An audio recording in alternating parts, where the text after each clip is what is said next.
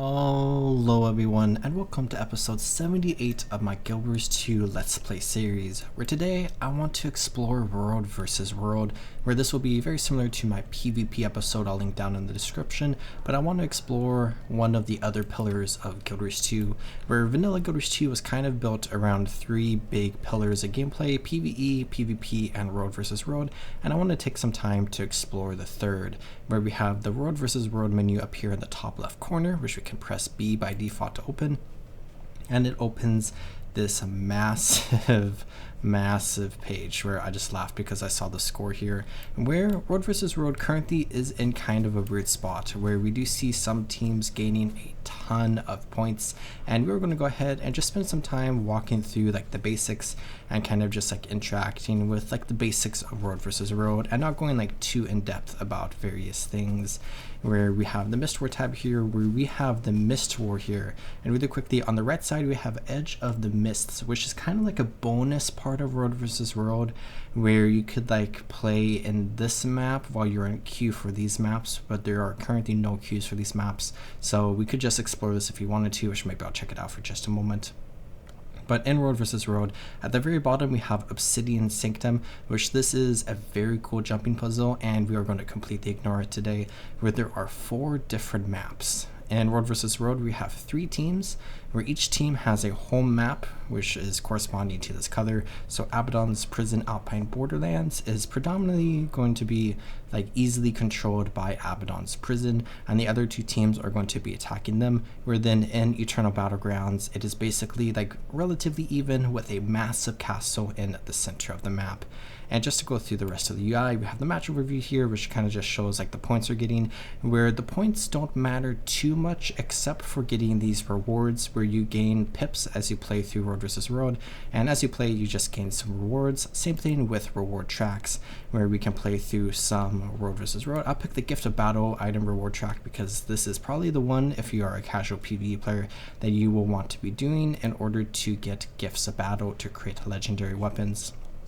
And as we play through World vs. World, we gain a special rank similar to PvP, where instead of experience, we gain like these rank points where we can level up all the way to rank 10,000, and we can go ahead and just spend some of these points in different masteries in order to improve our basically ability to play in World vs. World. Where for new players, you are probably going to want to put in a Warclaw mastery, and then you will probably want to put in War Gliding mastery right after.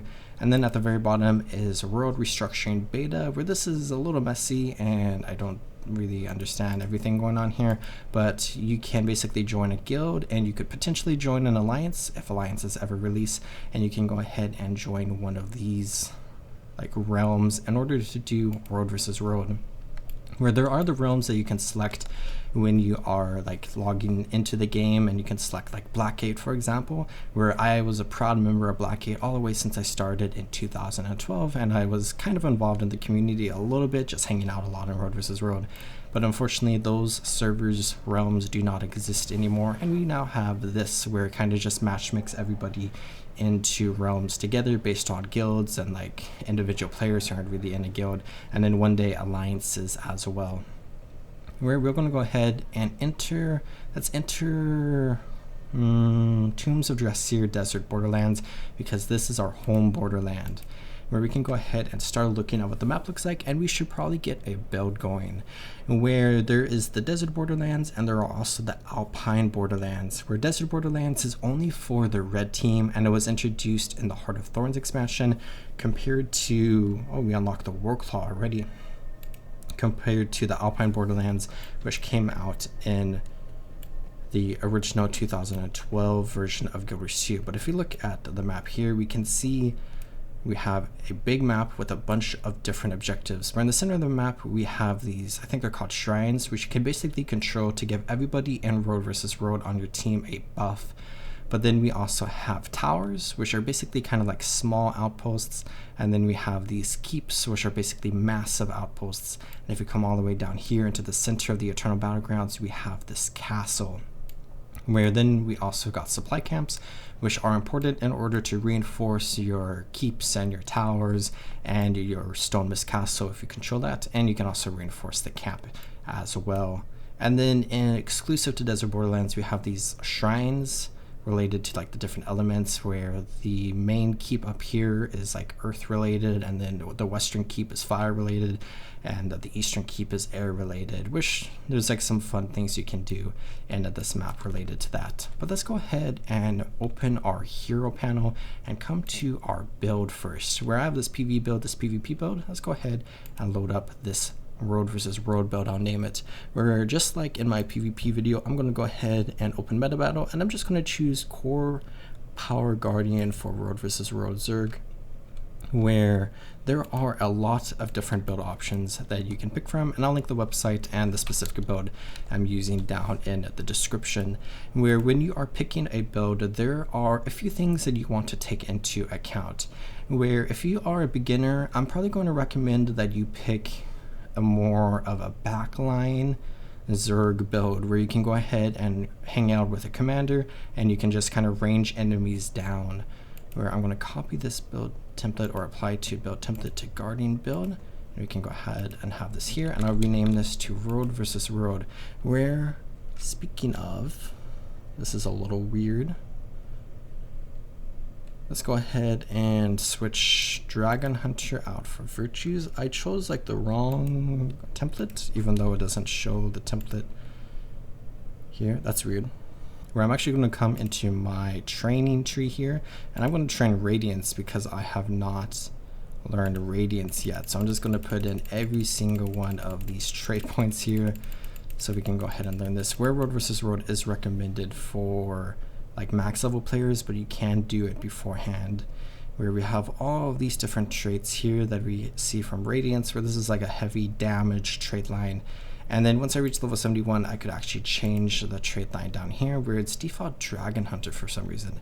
But when we look at world versus world builds, we have like Zerg builds, where you can join a commander and you can fight big groups of enemies. And then you can also find roaming builds, where you just roam around the map and you're taking like 1v1 duels, maybe like 1v2 duels, and you're capturing like supply camps and killing Daliacs that are carrying supply from towers, and it's just helping out your team by basically being like a skirmisher around the map.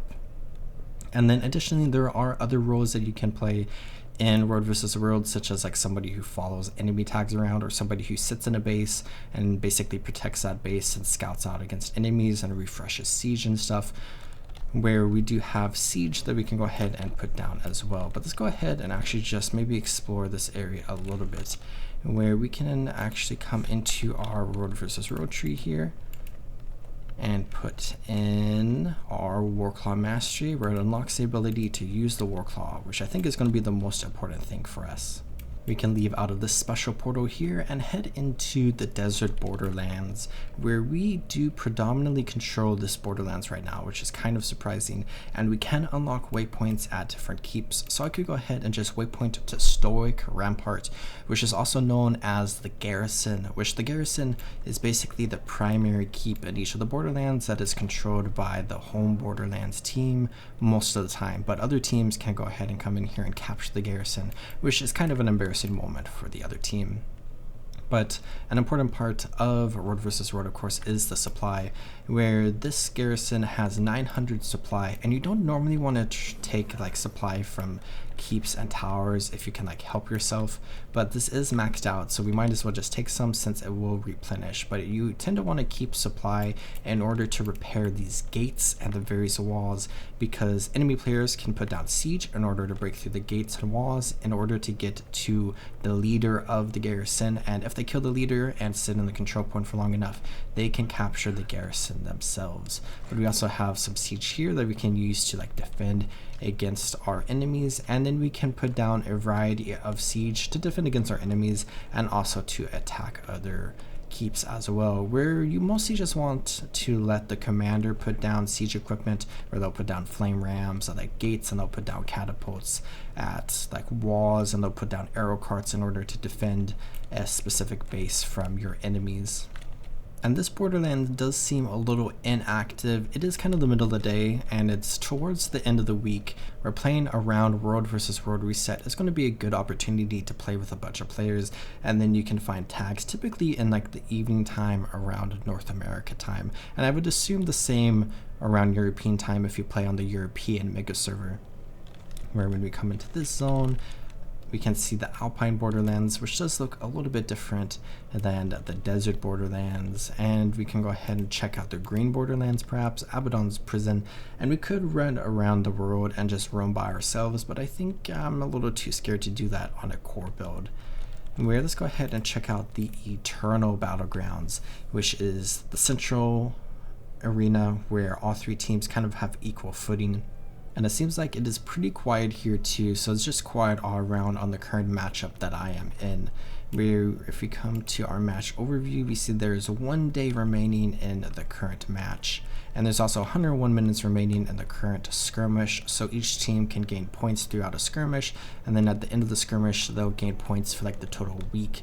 So Abaddon's Prison has gained 964 points over the course of the week, where we can see the magnificent Stone Mist Castle right over here, which is currently controlled by the green team, which a very easy way to tell that is by the color of the castle itself, but you can also see the basically boundary around each fortification, which is basically what land each tower and like keep and castle correspond to.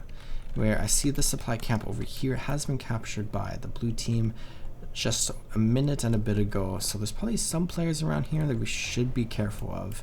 I see one player here who is an ally, and we can go ahead and maybe position ourselves to be able to take this tower. You can see all these green dots on the map, which are allies, and you can occasionally see red dots, and you can see a bunch of blue team members up there.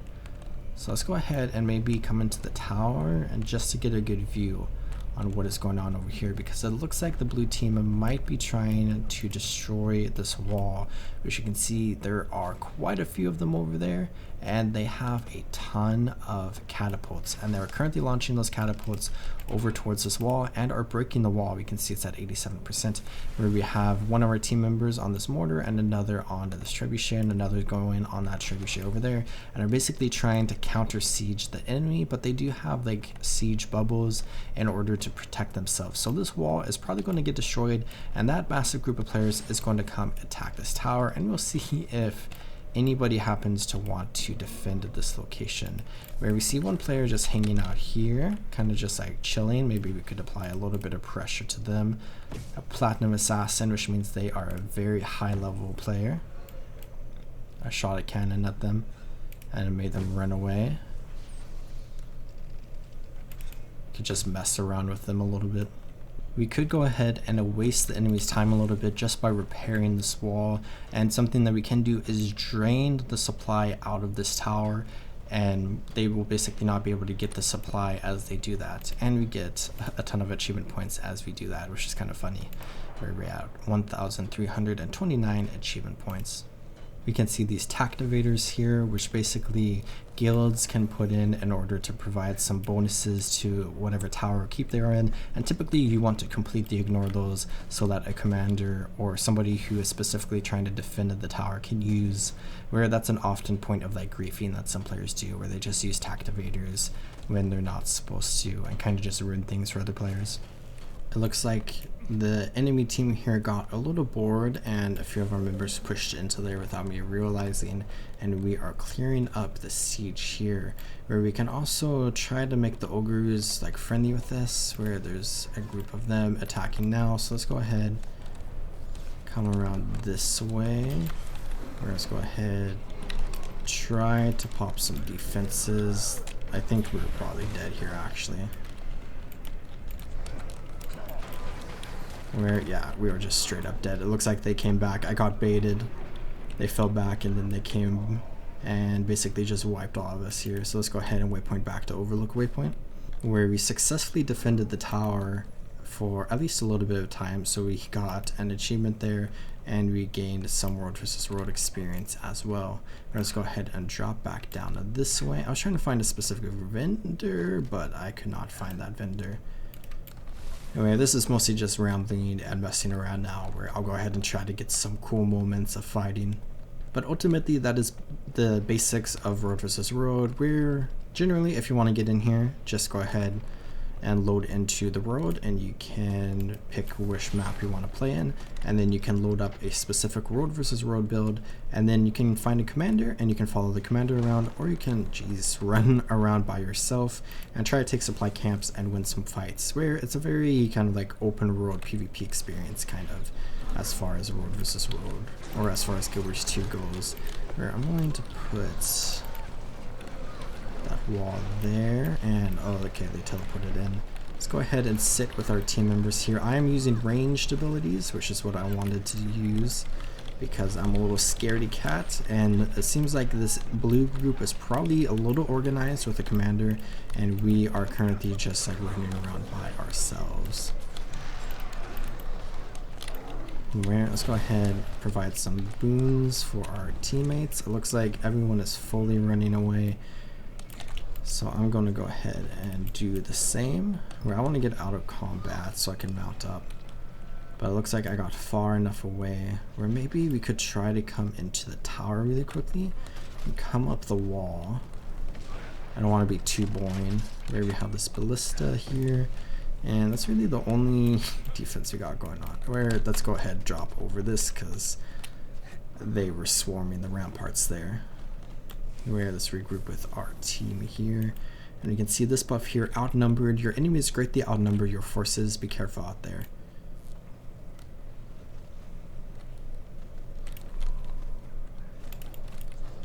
Could just apply a little bit of damage to them. And then there's a group of ogres that the blue have allied with, and the ogres are just like attacking through here.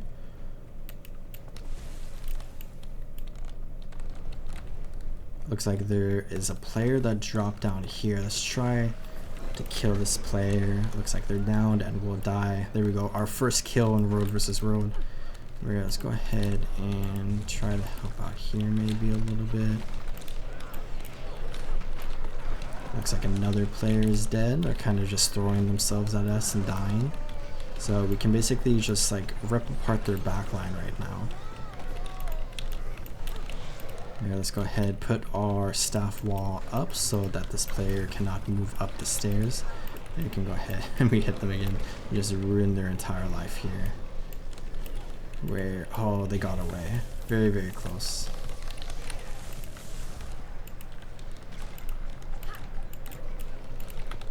Let's go ahead and apply might to our teammates. So we can see the champion tower lord, who is our tower lord.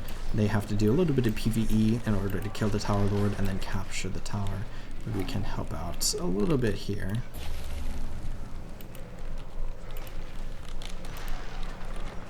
And I just got absolutely sniped, and I'm probably dead here.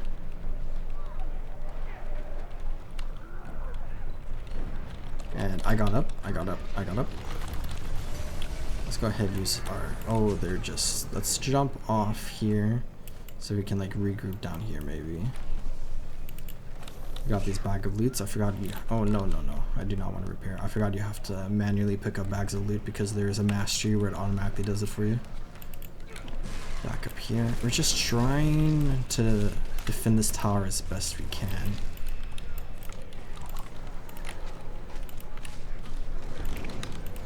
Oh, I just got knocked off. I keep trying to manipulate their movement a little bit. There's not much we can do here. We can give might to our teammates, and it's just hard to push in when you don't have a lot of like an organized group with like specific cleanses and whatnot in order to defend everyone.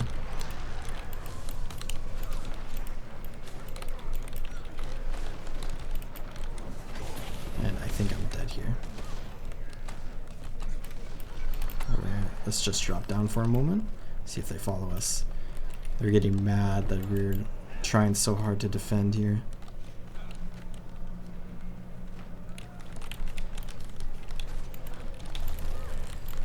My favorite specialization for World vs. World is actually Dragon Hunter, where there's a lot of fun opportunities to mess around and like pull enemies and control enemy movement, where I think I just want to put a little bit of supply into here so we can then come over here and take it from the tower so that the enemy team cannot have it.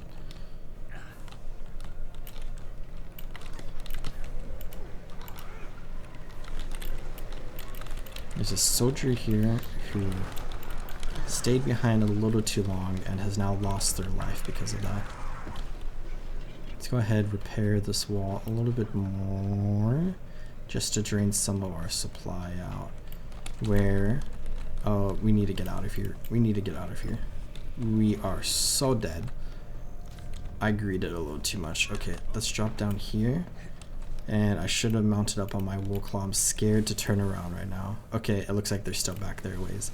But we did get a lot of chests as we did that, and we are now rank 4, which is kind of cool.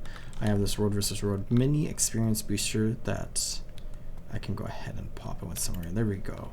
So we can gain some extra Road vs. Road experience, and we are now rank 4, which if we come into our ranking abilities, we now have 3 more points that we can spend, which maybe I'll save for, or we could get war gliding. So this is a Heart of Thorns feature, at least in PvE, but we can use it now in Road vs. Road, but only in areas that we control, which we are currently in the blue area. So let's go ahead and come over here where we can see some red dots around our tower there at Anzalia's Pass. If we come here, we can now glide in territories we control, where we have reached tier 5 participation, where we can reach up to tier 6 in order to get as much reward track progress as possible. Where this does diminish like pretty quickly, especially if you like go AFK, so you probably want to like leave Road vs. Road because it will not tick down when you are outside of Road vs. Road. Where I did see a group running around this way. Let's just come into the protection of our tower here, Minden's Tower. And I don't see anyone around here. We did lose the Spelden Clear Cut, which we can recapture soon. It looks like they are attacking Anzalia's Pass, where I don't think we have any teammates here, so I'm just going to back up actually. And I think now at this point I'm going to go ahead and come back at a later point and try to find a commander to run around with, so you can kind of experience a little commander gameplay where we could come here and kill this supply Daliak. But I don't think I want to do that on a core build by myself below level 80. So enjoy a few minutes of just some Road vs. Road group squad gameplay.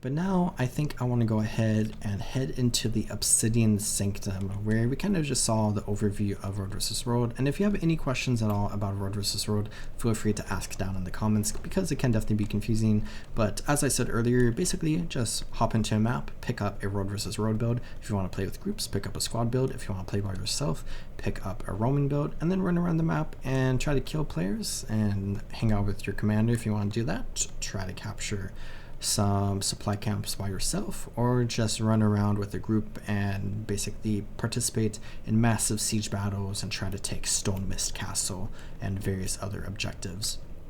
But Obsidian Sanctum is another map that we can enter, which is kind of like a hub map in a way, where we have a very nice area as we enter this map, where we have all the vendors available for us right here, which I find very useful and a lot of players find useful as well.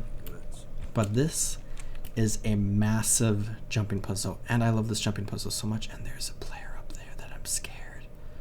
Oh, I'm scared because since this is a Road vs. Road jumping puzzle, which there are actually like 2, technically 3, used to be 4 of these, but this is like the main jumping puzzle, technically located in the Eternal Battlegrounds, but its own location, where we can fight other players in here, where I don't really want to do that. I just want to run through here casually, where we need to be careful of that player, and we can go ahead and run through here normally, where I think I want to pick up advance just so we can gain some swiftness, where we can come this way in order to begin the jumping puzzle, where the entrance used to be here, where all 3 players would or all 3 teams would be right next to each other, but they spread the teams out a little bit because that used to be a disaster.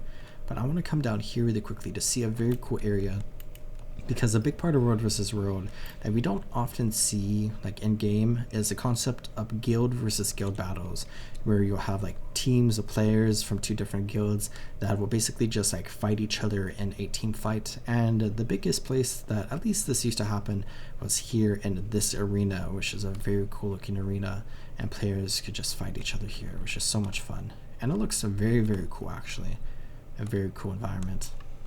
But now we can go ahead and do our best in order to progress through this jumping puzzle, where I'm definitely scared of other players because I don't feel super confident in my ability to fight them, but we can do our best. But I do feel pretty confident in my ability to jump.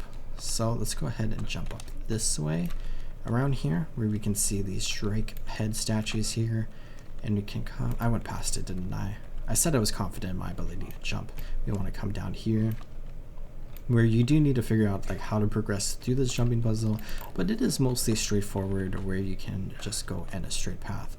But something you need to be careful of is that there are traps in this jumping puzzle, but only if other players further into the jumping puzzle activate them, where I actually really like the idea of this jumping puzzle, and I think it is fun in order to come in here and just like fight other players and try to like get to the end of the jumping puzzle and control it. But like at the end of the day, it can be just kind of annoying if you want to complete the jumping puzzle for whatever reason, where there are a variety of reasons to do so.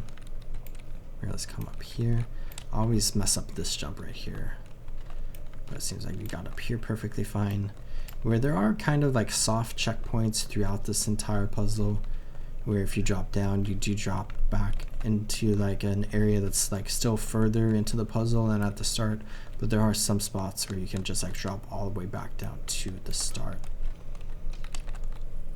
where I want to keep an eye out for any enemy players, which I saw one, so I should probably like not be so zoomed in like I am right now. Maybe there's a player at the top of this little well that we just jumped up.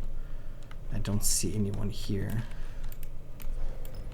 Alright, let's run down this way. This entire area is just absolutely gorgeous.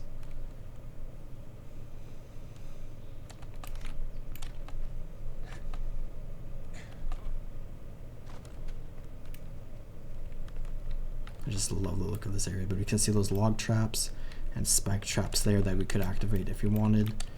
And since we do have some participation, we are gaining some rewards right now, but that participation is going to tick down. We're just carefully drop down here. I'm going to go ahead and wait to be out of combat so we don't have the in combat speed. We can have our out of combat speed boost. I almost fell again. And up here, over to here. This is kind of like the third major section of the jumping puzzle, I would say.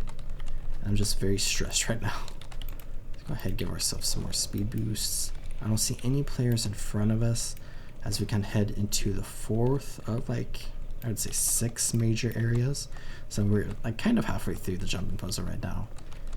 But I would say the final area, it tends to be the hardest just because that's where some players will often hang out. But we can come into here, which is also a decently hard area because this is a dark room where there's a player there. All right, let's go ahead and come into our main tree here. Let's go ahead and wave at this player. And let's go ahead and bow for this player. Maybe I'll kneel, because I do not want to fight them at all. And we need to be careful of these statues here because they will attack us. And we're right next to the player. I don't want to set them on fire. Let's come this way. I think we want to come here and then up to here and then over to there. Okay, and then we can drop to here and then kind of a blind jump, we can go there.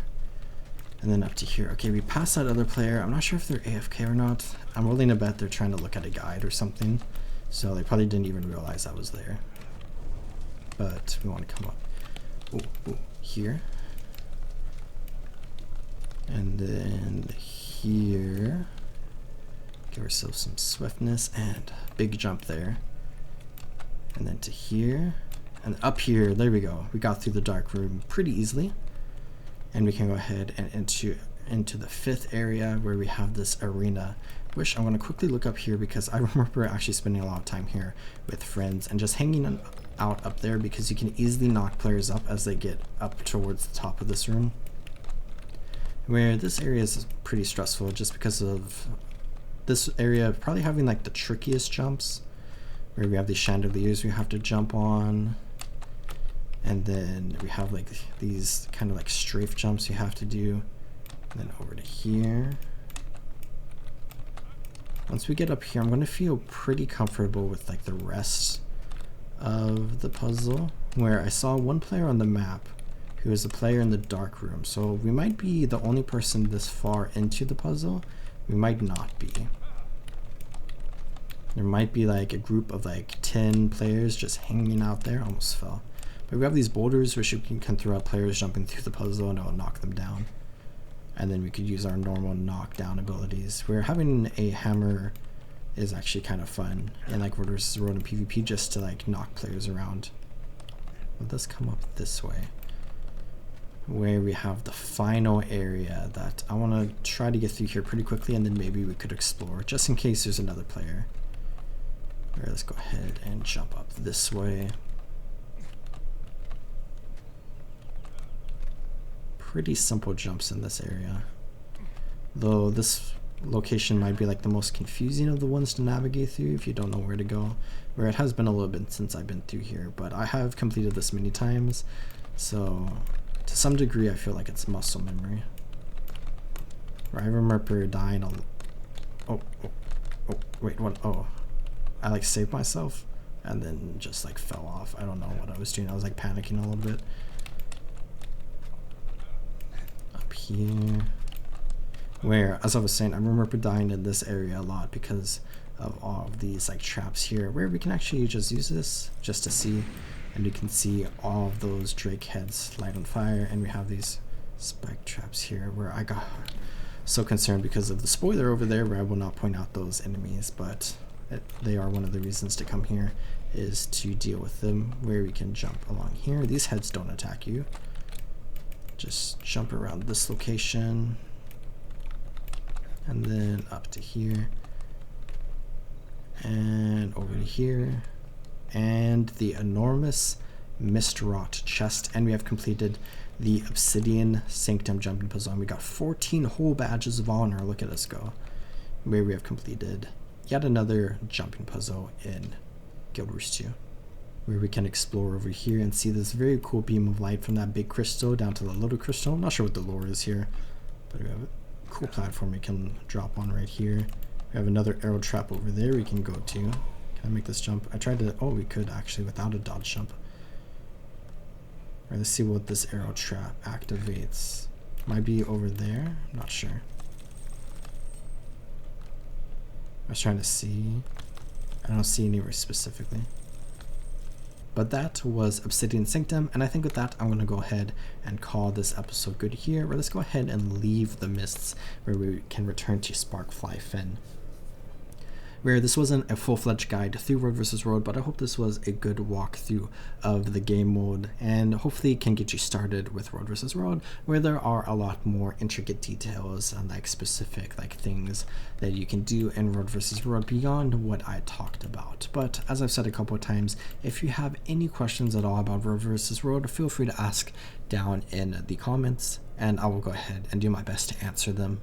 Where as you play through Road vs. Road and PvP, you can gain items known as Tomes of Knowledge, which I've gained a few of in my Let's Play series, except I don't have any of them in my bank, and I was going to pop a couple of them. But you can gain Tomes of Knowledge, where each tome is 1 level, or 1 Spirit Shard, which is a special indie-game currency once you reach level 80, and you can go ahead and level up that way as well. Where as far as this character goes, I'm probably going to complete a couple of story missions, and maybe just some random open world stuff in order to reach level 70, so we can begin doing Chapter 7 of the Guild Wars 2 personal story, which we will begin doing on various characters next episode and in the episodes to come, where I hope y'all enjoyed watching this episode, and I hope y'all are taking good care of yourselves, where as always, remember to drink some water, check your posture, and subscribe, and I'll see you next time in the Road Interior. Goodbye.